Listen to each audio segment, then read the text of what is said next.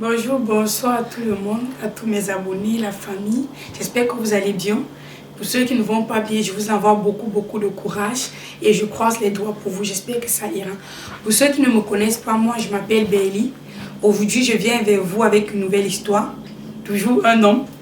Malgré la vidéo, malgré le fait que vous n'ayez pas commenté la vidéo que j'ai mise tout dernièrement sur YouTube, Facebook et tout, il y a quand même un jeune homme qui m'a envoyé son histoire. Elle n'est pas très longue. Peut-être vous allez vous poser la question pourquoi les histoires des jeunes hommes. C'est la coïncidence. En fait, il s'agit ici d'un jeune homme qui réside actuellement en Allemagne, qui a rencontré une fille quand il venait d'arriver en Allemagne. Ils ont commencé une relation lors des cours de langue.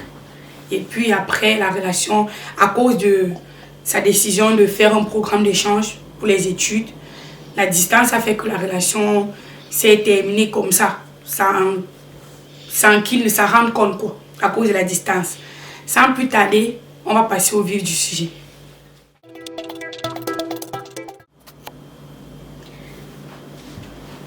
On y retourne. Comme je disais tout à l'heure, il s'agit aujourd'hui de l'histoire d'un jeune homme. Je vais à cause de l'anonymat, comme j'ai dit dans l'autre vidéo, nommer le jeune homme Cédric et sa copine, je vais la nommer Léla, son ex-copine. C'est pas sa copine en fait, Léla. Donc le jeune homme arrive en Allemagne, ça fait environ 8 ans pour les études. Arrivé en Allemagne, il devait d'abord passer par les cours de langue. Donc au cours de langue, il rencontre donc Léla. Et puis, ils commencent une relation, tout va bien. Mais après les cours de langue, ils sont censés étudier. Lui décide donc d'étudier un programme d'échange. Et la première année, il savait qu'il devait aller à un pays européen. Je ne veux pas donner le nom du pays, de peur qu'on ne reconnaisse de qui il s'agit, quoi. Donc, il va donc en Europe, c'est un pays autour de l'Allemagne. Il va en Europe et une fois sur place, il continue une relation à distance. Mais plus le temps passe, plus une distance se crée. Ils se rendent compte à un moment donné qu'ils ne s'appellent presque plus. Ils s'appellent une fois le mois. Même s'écrivent, ils ne s'écrivent pas. Du coup, la relation se termine comme ça. Donc sans que lui ni la fille ne disent que ok, je suis plus de la relation. Voilà, ils restent longtemps, ils ne se font plus signe. Et 3 mois comme ça, donc pas 3 mois, je me trompe, désolé. 5 mois environ, la fille se repointe. Elle commence encore à prendre contact avec Cédric, Léla. Elle prend contact avec Cédric et elle revient, chaque fois qu'elle revient, lui se rend compte de ça après quoi. Mais au moment où qu'elle revient très souvent, c'est quand peut-être elle a des problèmes en physique, en mathématiques, ou elle a des problèmes financiers, elle a besoin de son aide financièrement, ou elle a besoin d'une oreille pour l'écouter, parce que peut-être elle rencontre des difficultés et tout. Il ne se rend pas compte au moment là parce que malgré le fait que la relation se soit terminée, il est toujours amoureux de Léla. Donc elle en profite quoi. Elle revient chaque fois, elle pose tel problème, il aide, il écoute et tout. C'est comme ça qu'après un jour, elle se pointe, elle dit « Ouais, comme tu vois là, j'ai un projet, vraiment besoin d'une grosse somme d'argent. » Donc elle lui demande de lui faire un prêt d'une grosse somme d'argent. Bon, peut-être vous allez simplifier. Mais pour nous autres ici, c'est pas petit. Elle lui fait un prêt de 5 000 euros. 5 000 euros pour un étudiant, c'est pas petit argent. Donc lui, amoureux comme il était, il ne réfléchit pas. Donc il va dans ses économies, l'argent qu'il avait prévu. Puis dans le pays où il n'est pas censé travailler. Il fait le programme d'échange, donc il n'a qu'un visa pour études. Donc il va dans cet argent, il prend plus de la moitié. Donc 5 000 euros, comme j'ai dit, il remet à la fille. La fille, comme la fille sait que dans ce pays, il ne peut pas travailler, elle lui a dit, bon, je te remets à telle date, après tel nombre de temps, je te promets. Il a cru à la fille, puisqu'il aimait toujours la fille. Voilà. Vous n'allez pas me croire, le temps passe, le délai passe, la fille ne se pointe pas. Il reste, il dit, bon, disons qu'elle a un retard. Elle ne peut pas me faire ça avec une telle somme d'argent. Non, donc il se calme d'abord, il attend. 1 mois passe, donc après le délai, 1 mois passe. Il dit là, je n'en peux plus, parce que lui déjà, il avait aussi des problèmes financiers. Voilà, il contacte la fille, il appelle la fille, le numéro ne passe pas. Il s'est dit, bon, peut-être plus entre-temps, la fille ne sait pas pointer, elle n'a pas contacté lui non plus. Donc il appelle d'abord par téléphone, le téléphone ne passe pas. Tu dis, ah, bon, peut-être son numéro ne passe pas, peut-être elle a changé le numéro. Bon, il décide donc de la contacter via Facebook. Facebook, il se rend compte, ils ne sont plus amis. Il va Instagram, pareil. C'est là, donc, c'est quand il commence à bien ouvrir les yeux, là, qu'il se rend compte que, hey, la fille a en fait bloqué de partout. Sa tête commence à chauffer. C'est là qu'il commence à se renseigner, il se renseigne, il appelle ses potes en Allemagne, il se renseigne, on lui dit qu'au fait, quand elle venait même vers toi pour les conseils, là, elle avait déjà commencé une relation, et elle vit même déjà avec le gars apparemment. Et le gars aussi, c'est encore un étudiant, donc il étudie, elle étudie. Il a eu mal, mais il n'avait aucun moyen de la contacter, donc il ne pouvait pas la contacter, elle avait bloqué de partout, il n'avait pas son nouveau numéro. Voilà, il a choc maîtrise. Il a essayé, il s'est battu comme il a pu, il a fait les prêts un peu de partout pour sa sortie pour cette année. L'année qui suivait, il est revenu en Allemagne. C'est comme ça qu'il continue sa vie, 5 ans après, il a fini, il travaille. Mais il est étonné un jour quand la fille le contacte. Je reste là et dis que mais qu'est-ce qui ne va pas? Elle le contacte, elle le débloque d'abord. Elle fait comme si de rien n'était. Elle vient, elle prend les nouvelles. Elle ne le contacte pas une fois, elle repart un an. Elle appelle et il ne sait pas comment elle a fait pour avoir son numéro déjà. Elle appelle 2 à 3 fois la semaine. Elle bavarde comme ça. Lui, bon, il est sérieux, il reste. Il répond juste, il ne rit pas beaucoup avec elle. Elle l'appelle régulièrement. Elle commence à faire un peu le genre.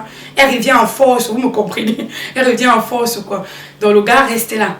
Il chalte encore ses potes. Bon, je vais dire, il contacte encore ses potes.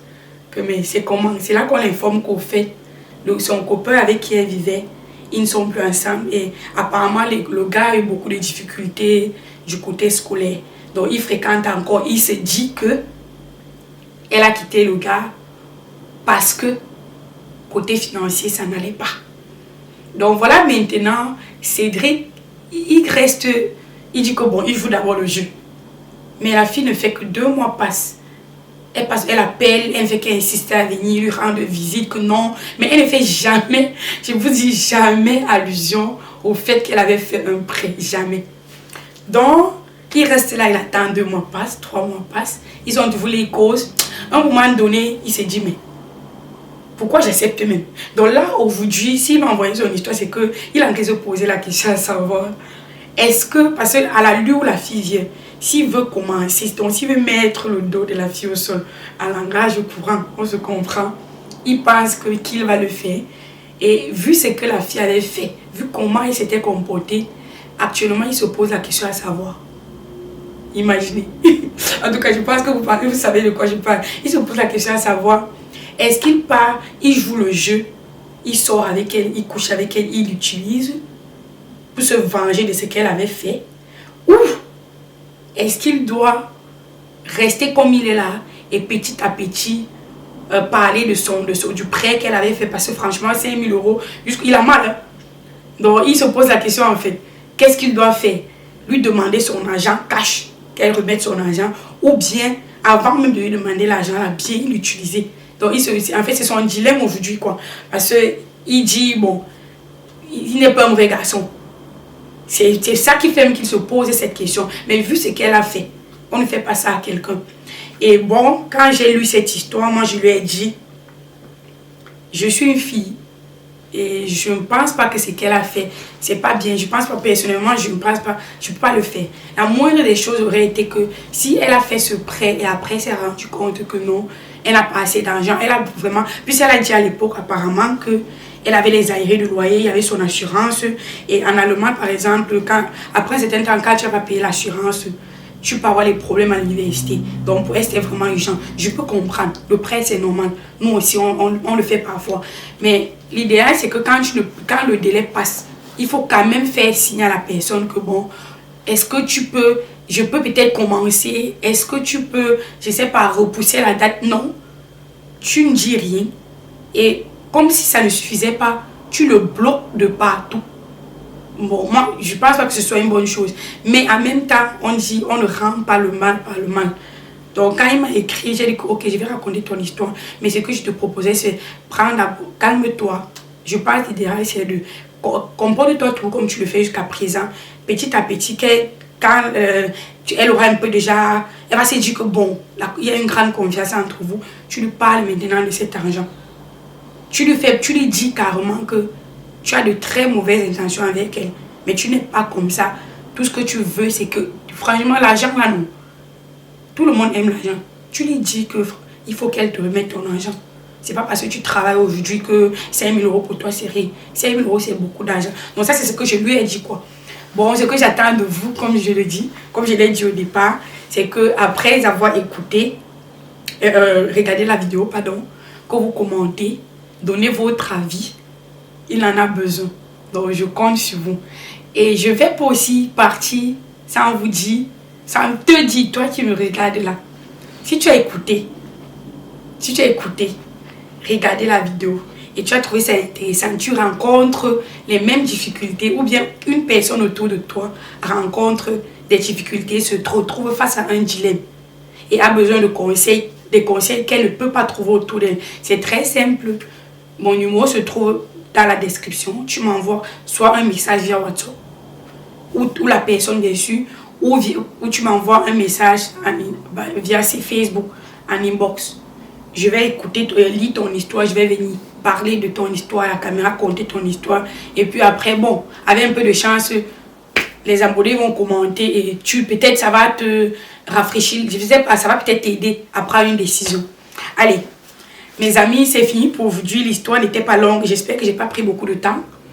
Donc, je compte sur vous. Allez, ciao, ciao.